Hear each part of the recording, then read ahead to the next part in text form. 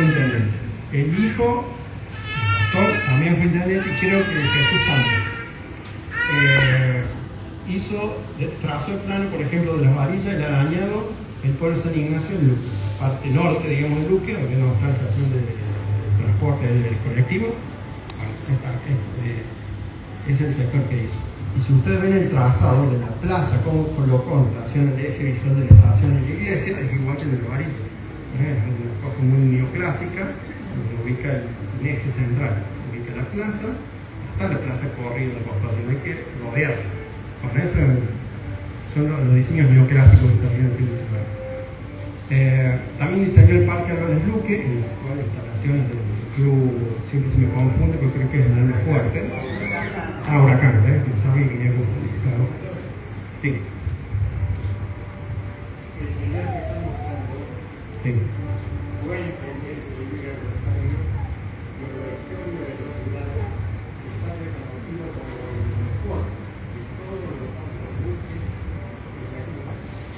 Sí, puede ser. Algunas cosas se me pasan. Sí, sí. Sí, sí. Incluso la biblioteca municipal lleva su nombre, se llama Biblioteca Municipal de Rosario, ingeniero Jesús Álvarez Luque, porque se forma sobre la base de su colección privada. O sea, es más, tenía su biblioteca privada y la transformó en pública, digamos, de hecho, prestaba sus libros, era como el bibliotecario también, ya viejito. Entonces, en su homenaje después lleva su nombre y es la actual biblioteca municipal. Y el parque también lo diseña él con un sistema, tengo alguna fotografía donde se ve la forma que tenía muy neoclásico, con arbustos, rosas y demás, que todo eso después se transforma cuando se forma el club. Bueno, como otro personaje como loteador, bueno, es la señora esta francesa, Berta Besanceno, que es la mujer de Ravenet. Ustedes saben que es todo el nombre de Ravenet como el desierto, porque es el principal protagonista, porque él estaba a cargo de la construcción del ramal, pero la señora fue la que presenta el expediente para que se lo aprueben el loteo del otro lado de la estación, es 1905, esta es la fecha que se lo aprueba. Que en realidad esta es la fecha que Luque Colombre, ¿se acuerdan cuando al principio decía que aprobaron el plano oficial de las varillas recién en 1905? Pero no es el plano oficial de todas las varillas, es solamente de este sector urbano, del central o del Belgrano, digamos, para el otro lado.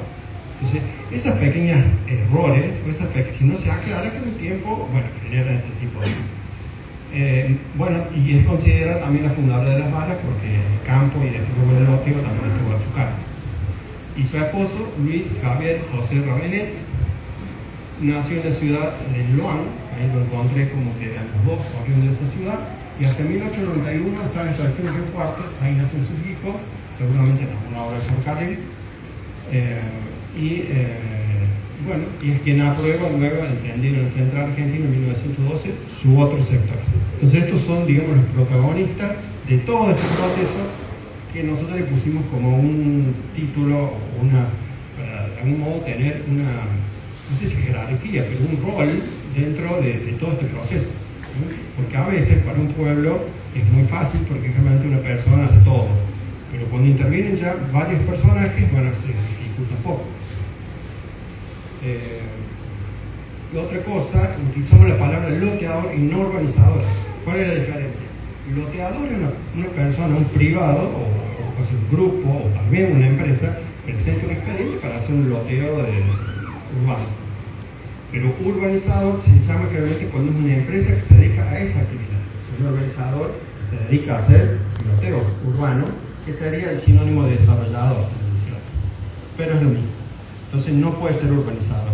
O sea, estas personas solo fueron loteadores que en ese momento necesitaron, bueno, tal vez también vieron un negocio, obviamente, pero esa es la diferencia. Después me queda el final, pero quería decirle el comentario de 1950. ¿Por qué creemos que hay esta confusión en el 50? Si bien tenían presente que José Merado es el propietario del campo. Sin embargo, reconocían esa contradicción que él lo reconocía como al autor, como fundador. Porque creo que en realidad hay que tener en cuenta que para ese momento, a quien veían siempre, quien tenían presente era el doctor Álvarez Luque. El padre probablemente ni vino a su campo, porque ya era una persona grande y falleció ahí nomás al poquito tiempo del establecido del llegado del ferrocarril. no, 80 y pico, no importa, pero era grande. Entonces, imagínense para la gente que vivía aquí en el campo, cuando venía los Álvarez Luque, porque generalmente las familias propietarias tenían cierto prestigio, entonces seguramente vinieron a conmemorar las fiestas patrias o las procesiones de hecho, que estaban acá. Siempre veían al doctor, era el representante de la familia, y el padre nunca apareció. Y es lógico pensar que sea así. Por eso en el inconsciente de la gente, o cuando tenían que tratar el contrato de una parcela de campo, además, era el doctor Álvarez con el que hablaban. Y el padre, bueno, quedó en la historia, no se lo conoce, pero desde el punto de vista legal, era el padre del propietario. O sea, hay que diferenciar eso. Lo legal, lo histórico, pero también lo de la convivencia diaria o ponerse en la situación de la gente en ese momento. Yo creo que eso tiene que ver con esa contradicción de 1950, que obviamente tampoco está bien que se haya mantenido tiempo, es demasiado. Pero creo que habría que separar eso. Por un lado, el reconocimiento al movimiento que generó como colonizador y todo lo demás del doctor Álvarez Luque, pero el propietario, quien compró el campo, quien hizo la gestión, especialmente el tema de la estación de tren, fue el padre. Entonces creo que ahí hay, no sé si llamarlo justicia o qué, pero poner el padre en el lugar correcto que tiene desde el punto de vista legal. Por eso le damos el título de loteador y benefactor, porque sabemos que el doctor Álvarez trabajó en muchas instituciones, que hizo beneficencia, un montón de obras, los loteos que vimos, o en las construcciones de algunos edificios, pero hay que separarlo. O sea, me parece que hay que separarlo, porque si no, después volvemos a estas cosas que se escribieron de mezclar todo. Entonces se pone que Rosario Moncada también fue fundadora, no tiene que ver, era la mujer del doctor, punto, y heredera de los bienes de la estancia de las varillas, y nada más. Entonces no se puede mezclar. Yo creo que acá también un poco el lío viene porque todos eran parientes que tenían cierto rasgo de eso, de parentesco. Pero a esta altura, con todos los documentos que tenemos, que portamos nosotros, creo que ya debería, me parece, quedar medianamente establecido. Obviamente es nuestra propuesta, es nuestro punto de vista, si bien hicimos algunas interpretaciones, pero en general nos hemos basado siempre en la documentación que encontramos. Ese es el.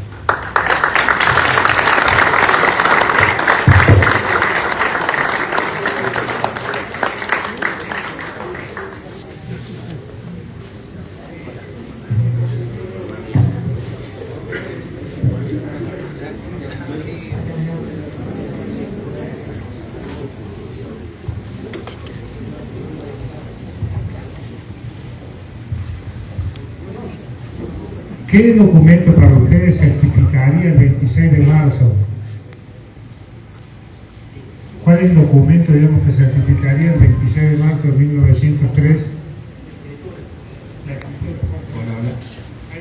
La escritura que mostramos ahí en 2 páginas, esa era la copia de la escritura del original, del escribano del Camino Conte. ¿Se acuerda que le conté que debe ser Rosario? Bueno, ese es y en la misma escribanía, un año antes, le había dado el poder. En 1902 le otorgó este poder para representar.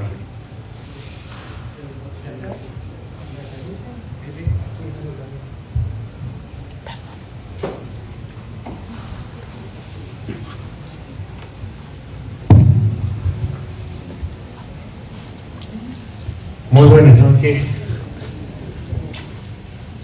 La mayoría de la gente que está presente me conoce, pero me presento. Yo soy Eduardo Bachetti,